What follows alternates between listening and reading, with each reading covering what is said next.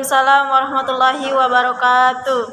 Di sini saya akan membawakan materi tentang pengembangan sikap inklusif dan toleransi pada pembelajaran IPS di SD atau di MP. Jadi, pendidikan ilmu pengetahuan sosial atau biasa disebut IPS di jenjang sekolah dasar tidak hanya bertujuan untuk mengenalkan pengetahuan faktual tentang masyarakat, geografi, sejarah, dan ekonomi, tetapi juga sebagai sarana strategi dalam membentuk sikap sosial peserta didik, terutama dalam mengembangkan sikap inklusif dan toleransi. Sikap inklusif merujuk pada kemampuan untuk menerima keberagaman dan menghargai perbedaan yang ada di lingkungan sosial, baik dari aspek suku, agama, ras, maupun budaya. Sementara itu, sikap toleransi merupakan kesetiaan individu untuk memahami dan menerima perbedaan serta menjunjung tinggi kerukunan dalam kehidupan dan masyarakat. Pilar 2004. Terus yang kedua itu landasan filosofis dan yuridis. Nilai-nilai Pancasila menjadi fondasi utama dalam membangun karakter peserta didik yang inklusif dan toleran. Sebagai dasar negara, Pancasila mengandung nilai-nilai kemanusiaan, keadilan sosial, dan persatuan yang sejalan dengan semangat inklusivitas. Sila kedua tentang kemanusiaan yang adil dan beradab, serta sila ketiga tentang persatuan Indonesia menjadi rujukan normatif untuk menanamkan sikap menerima perbedaan dan hidup rukun dalam kebinekaan. KRM 2013.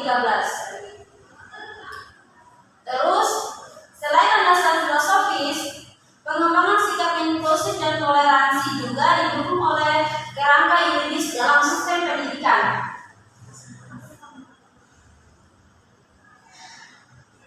Pendidikan Nasional, Undang-Undang Nomor 20 Tahun 2003 tentang Sistem Pendidikan Nasional menegaskan bahwa pendidikan nasional bertujuan untuk mengembangkan potensi peserta didik agar menjadi manusia yang beriman, bertakwa, berakhlak mulia, sehat, berilmu, dan demokratis.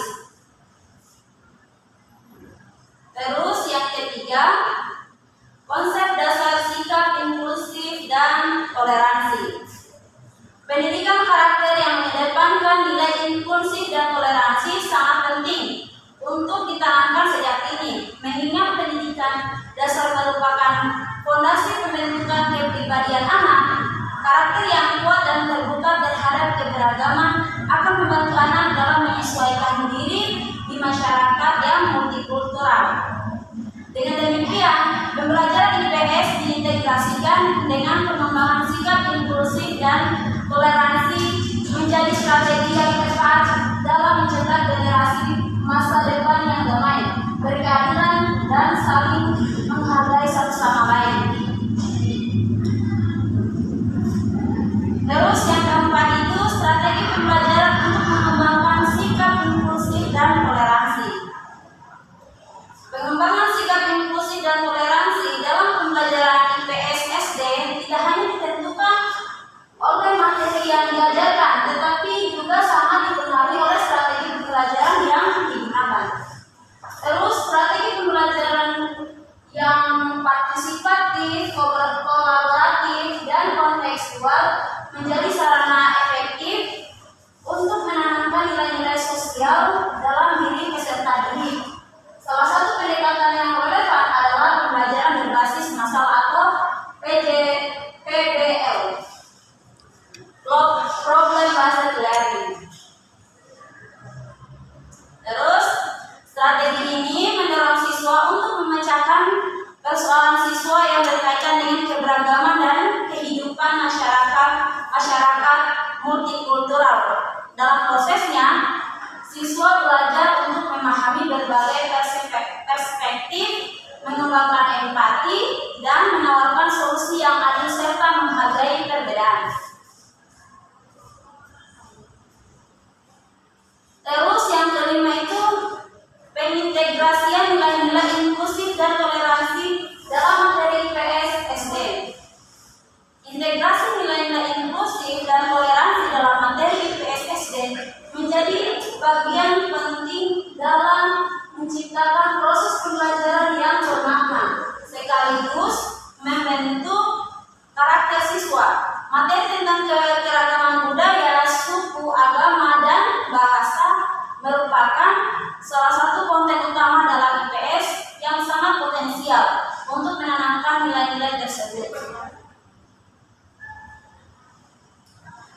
konteks ini, guru dapat memperkenalkan beragam budaya daerah, keunikan bahasa lokal, bahasa adat serta adat istiadat dari berbagai suku di Indonesia untuk menunjukkan kekayaan dan keberagaman bangsa.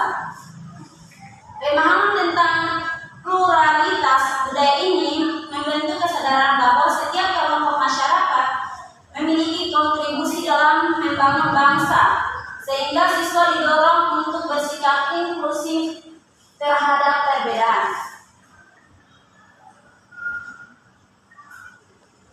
Terus, poin ke-6, media dan sumber belajar pendukung.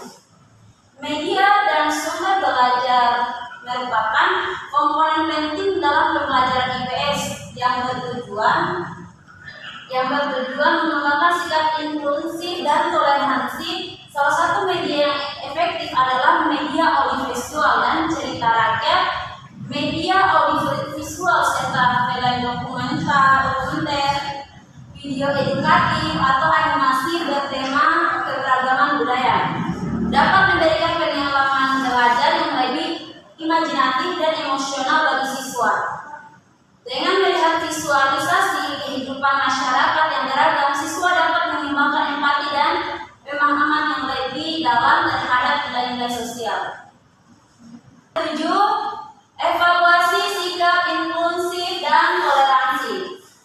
Evaluasi dalam pembelajaran IPS yang menekankan pengembangan sikap inklusif dan toleransi merupakan pendekatan yang autentik dan menyeluruh. Teknik penilaian autentik menjadi sangat penting karena memberikan gambaran nyata tentang bagaimana siswa menginternalisasi dan menampilkan sikap sosial dalam konteks keseharian. Observasi langsung di kelas merupakan salah satu metode utama di mana guru mencatat perilaku siswa saat berinteraksi dengan teman yang berbeda latar belakang. Guru dapat menggunakan format observasi yang disertai dengan indikator sikap seperti keterbukaan dalam berdiskusi, penghormatan terhadap perbedaan, dan kerjasama dalam kelompok heterogen. 8. Studi kasus dan praktik baik. Studi kasus dan praktik baik dalam pembelajaran IPS di SD dapat menjadi inspirasi konkret bagi guru dalam menumbuhkan sikap inklusif dan toleransi pada siswa. Salah satu contoh praktik pembelajaran yang berhasil adalah program kelas budaya yang diterapkan di sebuah SD negeri di Yogyakarta. Dalam program ini, siswa dari berbagai latar belakang budaya diperkenalkan dengan berbagai tradisi lokal melalui kegiatan pembelajaran lintas tema seperti memasak makanan daerah, menggunakan pakaian adat, dan menceritakan dongeng tradisional. Hasil dari kegiatan ini menunjukkan peningkatan sikap toleransi siswa terhadap keberagaman budaya dan meningkatnya rasa saling menghargai dalam konteks sehari-hari. Terima kasih. Mungkin itu saja presentasi dari saya. Kurang dan lebihnya mohon dimaafkan. Billahi taufiq wal hidayah. Wassalamualaikum warahmatullahi wabarakatuh.